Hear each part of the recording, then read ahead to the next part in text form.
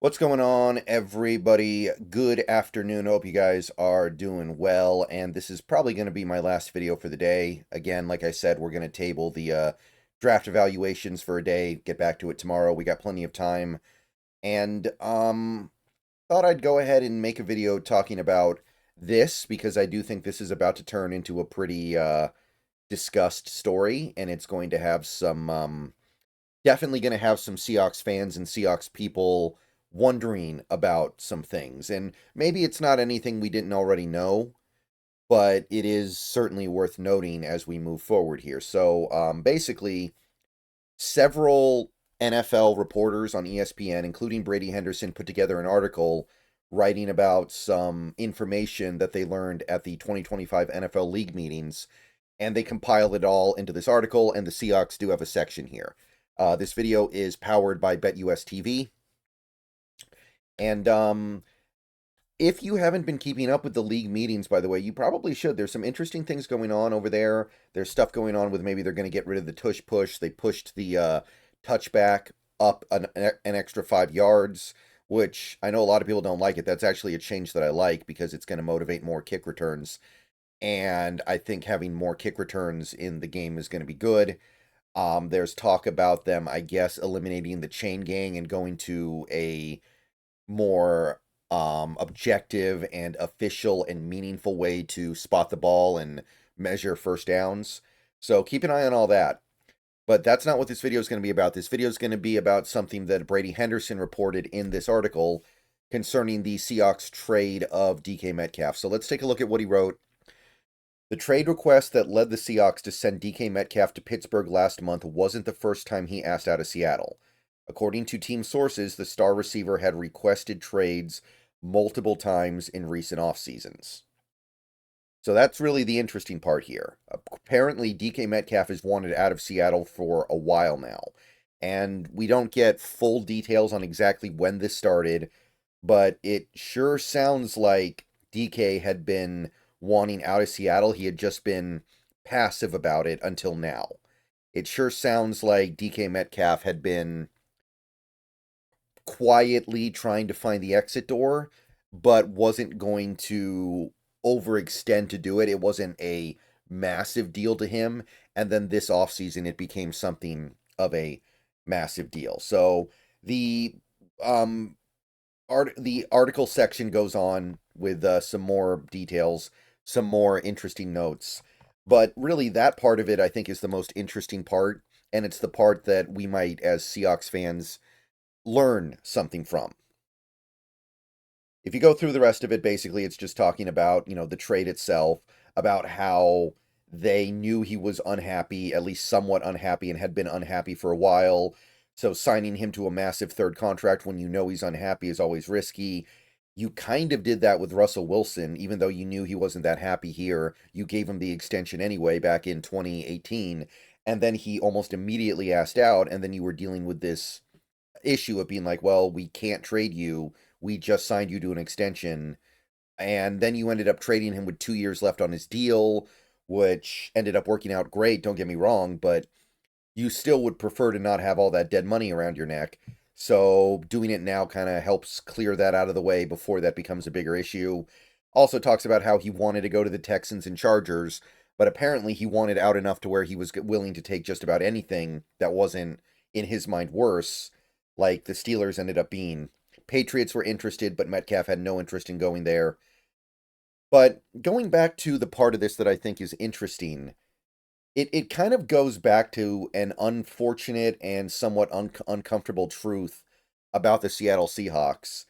They're not really a marquee destination, and there have been times where marquee players have indicated they're not that interested in being here longer than they have to be. There are exceptions, but that comes up a decent amount. Before I go any further, though, I want to tell you about my friends over at BetUS TV. Give them a check out. There's still a lot of fun sports stuff going on in the world right now, and BetUS TV makes it all better, makes it all easier to follow. We've got baseball just starting, basketball's about to get into the playoffs, so is hockey. We've got NFL offseason stuff still happening. We still got the draft. We've got a little bit of free agency left. So check out BetUS TV. They do great things over there. Go have fun. And yeah, that is my shout out to them.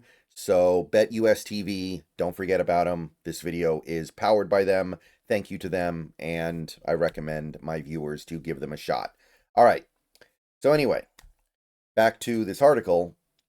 Yeah, that's the that's kind of the uncomfortable truth when you look at something like this, because you look at the Seahawks over the first few years of DK Metcalf's career.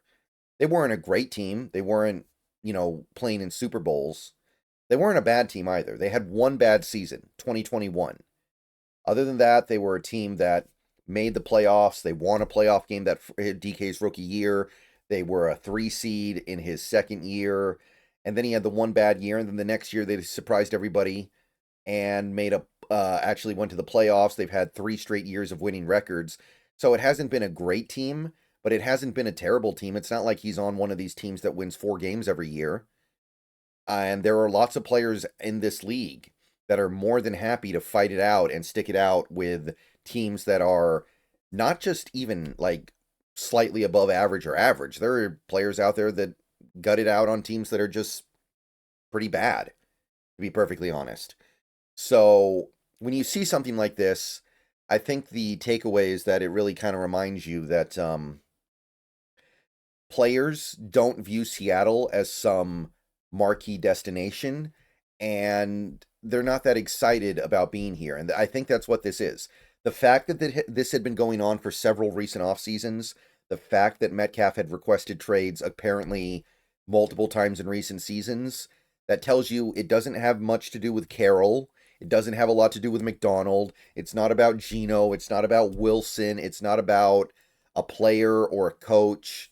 It's about the organization. It's about the team, and it's about the city. These are things that are much, much harder to change, and it is sobering. What it actually reminds me of is Earl Thomas, because the story at the time, I remember reading about this around the time that Earl Thomas was leaving Seattle, and it was also kind of known before then. Earl Thomas, when he was drafted by the Seahawks, he really wanted to play for the Dallas Cowboys because that was his team growing up. And his plan was, I'm going to play out my rookie deal, and I'm going to go to the Dallas Cowboys after my rookie deal is up, no matter what. Like, I'm just not going to sign an extension. I'm not going to play that game. I don't care what happens. I'm going to go be a Cowboy. And then the Seahawks built one of the greatest defenses in NFL history. They won the Super Bowl. And Earl was like, well, okay, I got to reconsider this. And actually, I think he may have signed an extension before we won the Super Bowl, but we had the number 1 defense in 2012. And then he knew what we were building in 2012. And then, no, I'm sorry, it would be 2012. What the hell am I saying? Yeah, 2012. And then he looked at it in 2013 and saw how special what they were building was and how historically great that defense had a chance to be. And he felt like, well, I just have to be here now, so I'm going to have to change my mind. So he did sign the extension, and he did end up playing out a second contract with the Seattle Seahawks. But that was only because the team was so overwhelmingly good, and he felt like the opportunity he had here was so special, he just decided, you know what, I got to change my plans. And he still, by the way, wanted to go to Dallas after his second contract was up. It just didn't manifest. So reading this about Metcalf brought me back to that, and it made me think about that. It just really hammers home that for a team like the Seahawks, that is not a historic destination. Like we're not even a team like the Bears, right? The Bears have been mostly a pathetic franchise for the entirety of the Super Bowl era. They've won 1 Super Bowl. They've had a lot of futility. They haven't been able to find a real quarterback basically ever.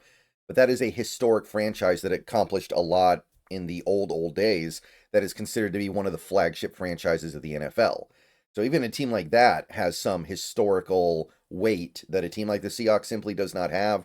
And then, of course, you have the obvious NFL blue bloods, teams like the Packers, the Steelers. Now you have a team like the Patriots. They've kind of entered that conversation. The Chiefs are getting there as well, just because they've been so good lately.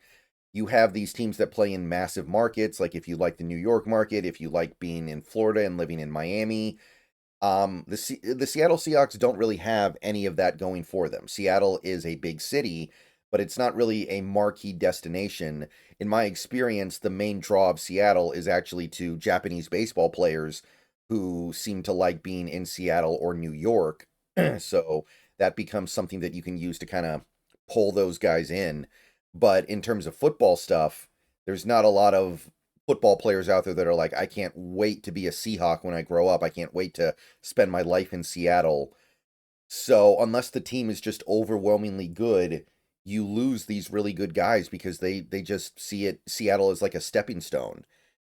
And then you have this franchise that's in a little bit of an odd state right now. You used to have one of the best owners in football, but he passed away, and now you have his sister who inherited it. And I'm not saying she's a bad owner. I don't think she's a bad owner, but she doesn't have the gravitas of a Paul Allen. And there's the sense that she is going to sell the team. There's a sense that winning in football is not the priority that it was under Paul. There's just a sense that it's not the same.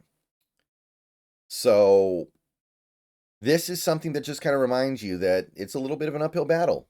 It's a little bit of an uphill battle to put together that great team, to make your great players happy, to really get these guys to want to spend their whole career with you.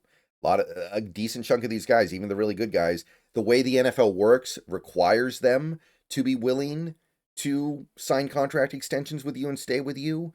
But I'll bet that behind the scenes, a lot of these guys, even guys like the Richard Shermans of the world, there's a part of them that longs for that bigger, more football driven market. There's a part of them that is driven to go play for a more historically flagship franchise. And it's just something that you as a organization have to work extra hard to get through. And this reminded me of that. So think about it like this. DK Metcalf wanted to go to a place with warm weather, with a settled quarterback situation, and a contender. Pittsburgh is none of those things. Pittsburgh is none of those things, not even really close. And DK still accepted the trade and accepted a contract extension there, partially probably because he just didn't want to be in Seattle anymore, but also probably because Pittsburgh is a historic franchise that has historical weight in the NFL. So I imagine there's probably a little bit more of a draw there, even if they're not meeting his initial asks. So I don't know, man. It's just you see stuff like this, and sometimes it's not on the level of baseball, but you don't want to become a feeder team to these top franchises, right? Like a team like the Marlins that just is a complete feeder franchise for teams like the Yankees. They exist to get good players, have the good player develop on their team, and then they give them away for draft picks in a couple years to a team like the Yankees or Dodgers. We're not there. It's not like that here yet, but sometimes it does kind of feel like you've got a little bit of it's a little bit of a fight to put this together. A fight that some of these other teams don't necessarily have.